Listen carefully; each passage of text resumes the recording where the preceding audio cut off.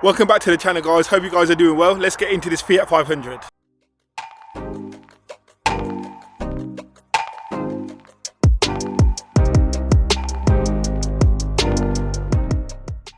So I think in one of my previous videos I posed a question regarding the Fiat 500. So it passed its MOT and it had a few advisories: top mount, some brake pads and the front two tyres. And I posed a question: should I do the advisories? Am I over prepping the cars? Or should I just let it go with the advisories on there and leave it as a negotiation point? And I've stuck to my guns and I listened to your feedback as well, and I'm getting the advisories done. So in terms of mechanical work, we've done the front brake pads and we've done the top mount. I just need to change it, get the front two tyres changed. And the other strange thing with this one is the radio. So it only picks up one radio station. So I've got an aerial for it, got that from eBay. I'm going to go down to my mechanic and just get him to swap it over. I think it's just two clips at the back, and you pull down the lining at the back there, and then I think you just there's a bolt there, you unscrew that and then swap it over. Strange, only picks up one radio station. So I'm going to head over there now, get him to start that over. Hopefully that fixes that, and get the two tyres changed, and then that'll be good to go. So I've just come back from seeing my mechanic, and unfortunately it was a bit of a wasted trip. So the aerial base that I bought for the Fiat 500, it's got the wrong connection. It's got the female connection, and I need a one with the male connection. But when I had a quick look on eBay, I couldn't find any with the male connection. So it's strange that they sell these ones when I've got a different connection on my one. So I rang the Fiat main dealer, and then unfortunately it's a Saturday morning and they're closed in terms of the parts section or the parts department. So now I'll have to wait till Monday. But yeah, so this one, I'll have to park this one up for the time being. We'll work on some of the other cars. So lovely cool Monday morning. I took the Mokka down to the MOT station last week for its MOT. After we've done a service and a timing belt on this one, and unfortunately it failed. So it failed on a few things. I don't know if the camera's going to pick up. So basically the both front two suspension arms, and then we've got advisories for exhaust leak, an oil leak, and a parking brake efficiency. Only just met. So I'm going to take this down to my mechanic now, get him to do the front both two front suspension arms, if I can get my words out, and then investigate the oil leak. The parking brake efficiency, I think the MOT tester just said it because we've been sitting around, so we just need to clean up the parking, the brakes and stuff, so that should be not too bad. And then exhaust leak, we'll have a look at that and see if we can patch it up and get that ready for its re-MOT and get that done with no advisories. And then all we need to do with this one is get it validated and up for sale. Look at that chip there. We'll just touch that in. I was tempted to keep this car for myself because my car, which is over there, the Merc there, is giving me problems drinking coolant like it's alcohol, and it's an alcoholic. He's just drinking coolant every day. I have to top it up. And my mechanic told me about this a couple of years ago when we changed the water pump and the radiator. That my mechanic told me to it's time to get rid of it. But I've had it for like 6 years and it drives spot on. So potentially going to keep one of these cars in stock, but I think I need to get a car that's ULEZ, because I do go to London and Birmingham quite often. So, and unfortunately none of these are ULEZ, so I'll have to retail this one. But this one drives so nice. It's done what, 98,000 miles on the clock, but since we've done the service and the timing belt and stuff, it drives spot on. And it's got, for 1.7 diesel, it's pretty nippy. Got a good decent amount of torque on there, or in there. So yeah, just gonna head down to my mechanic, get this one done, hopefully get a MOT today, and then it'll be ready to get validated. So I'm in the white Mokka, and I've just taken it down to this MOT station, and we have a clean bill of health, which is good news. So this one is good to go. It's been serviced, timing belt has been done, clean bill of health, 12 months fresh MOT. Just it needs now, I don't know if you can see it, look at that, all that, the rest of the car, look at the seats, it's all just needs one good valet. So just a motorbike going past there, so it's good to go now. So I just need to get it valeted. I don't think I'm going to have the time to do it myself, so I might just take it down to the valeters and get them to do a full valet on it, and then it'll be good to go. It'll be good to actually get some cars up for sale. So yeah, plenty to do and plenty to get on with. Now it's time to tackle the EX-35. So I charged up the battery a couple of times and that's not worked. Battery keeps on dying, so I bought a new battery. the guy at GSF actually did me a solid. So it was about 160 odd pounds online. And then when I got to the counter, when I went in there and I went to the counter, it didn't have it in stock. So they had to get it in stock from another branch. And then when I went to collect it, he knocked it down to £100. So £100 for the battery, even though it sounds quite expensive, it's a start battery. So that's a good amount of discount there. So I'm gonna swap the battery over to the new one, and then drive this around a couple of times for a couple of days, and making sure the radio works, because that's the one that only thing that's giving me trouble with this car is the radio. Hopefully it stays on for the next couple of days and it doesn't randomly just cut out of me and not produce any sound. And then if I'm happy with that, I can put this one up for sale. It's probably due, it's been sitting around so long, it's probably due a new MOT. So we'll get that done as well. And then get it validated and then put this one up for sale. So that was an unsuccessful attempt at changing the battery. Turns out they're giving me the incorrect battery, because the terminals, so you can see the positives on that side, negatives on that side. The one they're giving me, the terminals are the other way around. So I'll have to take it back to GSF tomorrow and get them to get me the correct battery. Just another day where I just want to get this one up and running. I'll have to wait till tomorrow now. So I'll keep you guys posted. Right, so it's the day after now, and I've got the correct battery for the iX-35. So let's get this fitted in. So I managed to fit the battery. I know we've got power because the alarm went off when I fit the battery. To fit the battery in without electrocuting myself is a bonus in itself. So let's get into the car. I've not even tested this. This is the first time you've seen it with me. Let's jump in the car with a new battery and see if our theory is correct. Started it the first time. Fantastic. 3 minutes ago. Oi, we have audio. Oh my god. Little to nice. We know that's intermittent, so I'll have to drive this around for a couple of days to make sure that just change the battery has fixed the radio issue. But fingers crossed, we're onto a result there. So I'll keep you guys posted. It's the morning after I changed the battery. Let's get in. See if it works. See, let's try it without switching the car on. Come on, talk sport. Yes. Bloody hell. After leaving the car sitting around for ages, messing around with fuses and stuff. Fuses didn't look too great anyway, to be fair. Turns out, hopefully, it was just a simple fix of getting the battery changed. So I'll drive this around for a couple of days, make sure it's all good, and then after that, I think I need a new MOT on this one, because the MOT is running out in a couple of months' time. Put a new, fresh 12 months MOT on it. We had the previous MOT had it was an advisory free one, so hopefully it should still be an advisory free one, and then get this one for sale, get it validated and get it up for sale. Well, I spoke too soon. Just went for a spin in the car, and even though it's showing the audio's on there, I don't know if you can see that. There you go, look, the volume's up, but no sound. So back to the drawing board on this one, unfortunately.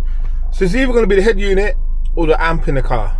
So I'll speak to my mechanic and see what he thinks and what's the next step to take with this one. So I had a call from a customer earlier on today. So if you watch my previous videos, around December time last year, I sold a Nissan Note 2010 automatic one to a local person in Northampton. Rang me up today saying he was at a roundabout, went to pull off, and just heard this thud sound, and then that's it, the car's not moving forward. When you put it into reverse, it's not moving backwards either. But it's going into gears, but it's not moving. So I think he's managed to push it to the side of the road. He was going to get it recovered, and then he said like the tow hook part of that is already in the thread where you put it into. So it seems like you can't even put the tow hook in to get it recovered, to put the hook in to get the car pulled. So it's a bit of a nightmare, and he rang me a couple of times. I missed his call, and he left me a couple of messages, and sounded really upset, which I guess you would be. The funny thing is, I saw him yesterday. I drove past him yesterday, and I said to my wife when I drove past him, I sold that car early on this year or last year, and then today he rings me up saying there's an issue with the car.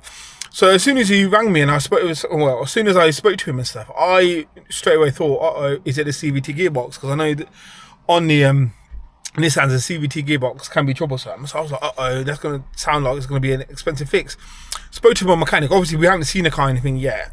My mechanic said it could be the drive shaft if he said a thud. So I'm going to get the key, because the customer's local. I'm going to get the key off him and then going to have a look at the car. My mechanic said to have a look underneath the car. If you see it and there's something hanging underneath the car, then it's most likely going to be the drive shaft. So I'm going to go over there now, get the keys off the customer, and then I'll take a video when I get there, and then you will see what I see. Hopefully it is just the drive shaft. I have no idea how much they are, but as long as it's not the gearbox, then I guess we're onto some kind of positive result. Thing is, I had a look today, earlier on today, it's been 5 months and a day since he's bought it, literally just over 5 months. So don't know where I stand with that one, because obviously when I sold the car, it was all fine. So, but he said like he doesn't know a mechanic, so he needs like, I don't know if he's expecting me to help him like pay it in full or go 50-50, or is it just like he needs a mechanic to get the work done and he'll pay for it. Like I trusted mechanic, I guess, but I don't know yet. I haven't had that conversation.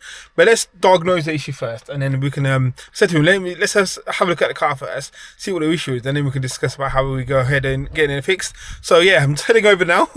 I wish me luck, hoping it's just a drive shaft, but keep posted. Just walking up to the car now. I met the customer, and he did say initially he was really irate, which you could understand, but when I spoke to him, he said, look, no, whatever happens with this car, it doesn't affect our relationship, it doesn't affect how I think of you and all that kind of stuff, which is really nice to hear, and it's really understandable about the car. Problem is, it's Thursday before the bank holiday weekend, and he had plans to go to Wales at the weekend on the Monday, but unfortunately he has had to cancel those plans. Looked after the car's in good condition. So let's see what happens. It's on the side of the road, so it's not ideal. Let's just jump in. Let's move the car back. Seat back, I should say. Start the car up and let's see what happens. So, the windows down. 6,887 miles to next. All good, to the next service.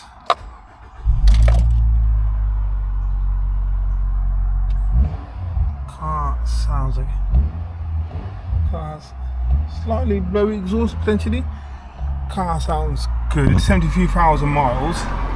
So I think I sold it to him with 70 odd thousand, so he's done about 3,000 miles in the switch off. In about the 5 months he's had it. So what he's saying is when he's got the handbrake down.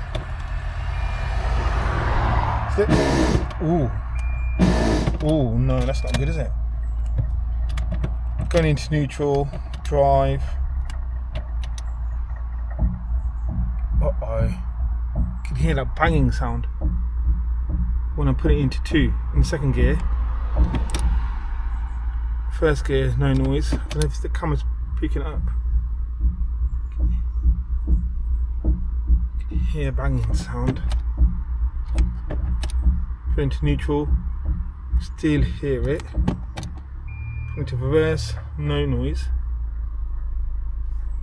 I'm struggling to put into park. So is that the gearbox? Is that the gearbox? If I put it into drive now, I hear like you can hear a banging sound. Blurred here from the car. When I'm accelerating, hopefully you can hear that. Ooh, is that a gearbox going? Put into neutral. Switch her off. So see, where's the bonnet latch? It's on this side here. No, it's on this side. I can't remember where it is on this car now. Anyway, let's open up the bonnet and see what we can see, I guess. Engine area looks all good, to be fair. He did mention to me that he had to put a new battery in because the other battery was playing up. He did that like within a month of having the car, and he's like, no, that's just wear and tear. He was happy to pay out for that. But I can't see anything. Let's get underneath the car. Can I see anything? Can't see anything hanging down. I don't know if you guys can see. That looks all okay to me. So I wonder if it isn't the drive shaft. I've got a sneaky feeling it's the actual CVT gearbox, which is the worst case scenario, I guess, in terms of getting this one fixed. 70 odd thousand miles and the CVT gearbox is gone. 2010 Nissan Note, I guess. Possible, isn't it? These are gone on. I can't see anything there. I guess they're gone on newer cars with lower mileage. Well, I'll have to try and speak to my mechanic. Luckily, he's right on the corner from where my mechanic lives. So hopefully I'll get my mechanic out to see what he thinks, but I'm thinking it's sounding more like the gearbox than anything else. Damn. So yeah, he was talking about getting it recovered back to his house, but my mechanic is literally about 5 minutes away from the customer's house. So I said I'll speak to my mechanic if he wants. I've got a recovery guy, get it towed back to my mechanics, and then get him to have a look at it in more detail. Well, the other thing I was saying was the tow hook cover. Here we go. Pop this out. He was saying it's broken in. Oh, I see. Don't know if you can. You probably can't see that. A bit of it's broken inside there, so you can't get the tow eye in. I see what he means. Yeah, there's a bit of metal. Hopefully you can see that. Bit of metal inside. That's a pain. Yeah, I'll have to keep you guys posted on this one, but at this moment in time, it's not looking good. Potentially a costly repair or replacement of the gearbox, but damn. See how much it's going to cost this. But he's the customer's missus, she really likes the car, so he did say, well, anything I can do to help him get it sorted, he's going to be really appreciative of that. Luckily he's got his son's cars that he can use. It's not really for him because he catches a bus to get to work and stuff. It's more the missus driving the car around. But yeah, I'll keep you guys posted on this one. The joys of being a car trader, eh? So within the 6 months, you never know. This is the thing we say, car traders, when you sell a car, you have to wait for the 6 months period. But within the 6 months, Consumer Right Act and all that kind of stuff. Thing is, this is a bit of a tricky one because when I sold the car, it was all fine. Oh, sorry, the sun's in the way. So when I sold the car, it was all fine, wasn't it? And it was driving fine. He's had it for 5 months, 5 months and a day, and now it's kind of gone bad on him. So don't know what we'll do. I have to like see how much it costs, see what mechanic says, see how much it costs to get it fixed, and then maybe go 50-50 on it with him. I'm sure, hopefully he'll appreciate that, and I think that's fair and reasonable. I think so. Yeah, keep you guys posted on this one. The joys of being a car dealer, eh? Who would want to be one? So I'm with my mechanic Dominic. Hey, and before I even got here, he has diagnosed the issue. Let's see if I can get down and show you guys. Can't move the car, so it's not going to run me over. So down here, where is it? Down here, the left-hand side drive shaft. It's just there, I can't reach it, but that's broken. And that's what's making a clunky sound. So hopefully it's not the gearbox then, fingers crossed, it's just that drive shaft. So to get that priced up, see how much it is. There we go, look. When the car's running, you can't put it into park. But when the car's off, you can put it into park. And that's because of the gearboxes, or the clutches spinning. That's what he said. So yeah, get that priced up. Hopefully we can get it towed somehow, or get the recovery guy, take it back to my mechanic's Dominic's and get him to do that. Just for getting the time to do it is another thing. So on the same day, the customer reported to me we had an issue. Managed to sort out some recovery. So Thomas is the main man from Northampton and the local area. If you ever need any recovery, he's the guy to go to. ERS Recovery. So let's get this on the back of the truck and get it sent off to my mechanic so we can get the drive shaft changed and handed back over to the customer. So I'm in the car. Thomas is winching it on. I'm just going to steer it onto the back of his truck. Get it back on there in one piece, hopefully. So I've just picked up the drive shaft from GSF for the customer, so I can drop that off to my mechanic later on today, and then he can crack on with that when he's free. And then I think I'll just leave it there. I think I'll just get the customer to liaise with my mechanic when he's done it, to go around and paying for his labour and pick up the car up. So it's Saturday afternoon now, and we've met up with the customer. She's come and collected the car, and she was really happy that we turned her out in the short amount of time. So it was she's actually given us a bit of extra money, actually, more than my mechanic asked for to do the job. And my mechanic said, no, like, you've spent time on it, you can keep that extra 20 quid that she gave us. So it was really nice of them. The customers, the husband said he'll leave me another 5-star review in Google. They left me a 5-star review when they bought the car, and he said, oh mate, the way you've handled the situation and managed to turn around so quick, that he gave me another 5-star review, which is really good news and really nice to hear. It's always just not about selling the cars to the customers. It's always about how you look after them after as well, if you come across any issues. So it's really quick turnaround. So it was Thursday afternoon I spoke to the customer when he first flagged the issue with me. Thursday evening we got it recovered. Friday we got the part, and then Saturday morning, just around lunchtime, the customer come and collected it. So I was really happy with that, and really good outcome, considering that I thought it was going to be a whole new transmission job, or a second-hand transmission job. So I'm lucky about that. So yeah, let me know, guys, in the comments down below what you think of this video, and what you think of how I dealt with the situation. If you are new and you like the video, make sure you subscribe to the channel. Everyone who's already subscribed, I really appreciate your support, the likes and the comments on the videos. It means something to me, and I really appreciate it. If you're thinking about buying a car, don't forget to do your vehicle score checks. Obviously, they do the free ones, which are really good. But if you opt for the paid ones, for the further information and further checks, make sure you use my code BEARDED20 to get 20% off those score checks. And if you're thinking about buying a car, all my socials down there. If you think about selling a car, all my socials are down in the description box below, so make sure you get in contact with me. It'd be really nice to do some deals with some of your subscribers. And don't forget to like, share, subscribe. Hope you enjoyed the video, and I'll see you in the next one. Take care, guys.